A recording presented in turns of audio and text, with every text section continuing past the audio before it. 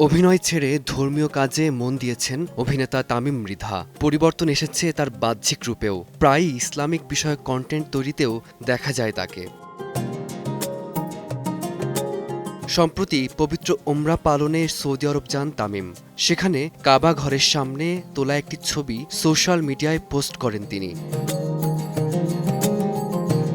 ছবির ক্যাপশনে নিজের আত্ম উপলব্ধির কথা জানিয়েছেন তামিম। তার ভাষ্য, অনেকে জিজ্ঞেস করেন এখন আমার রিজিকের কি অবস্থা। এই যে হাঁটছি, ভাবছি, কথা বলছি, ঘুমাচ্ছি, সন্তুষ্ট হতে পারছি, সবকিছুই তো আমার রিজিক। আমার সবচেয়ে প্রিয় জায়গায় আল্লাহকে এবং নিজেকে সন্তুষ্ট করতে পারছি। এর চেয়ে ভালো কি হতে পারে।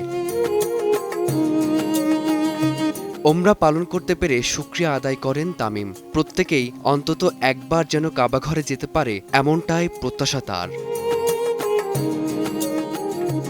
ফারদিন মাঝার, সময় সংবাদ।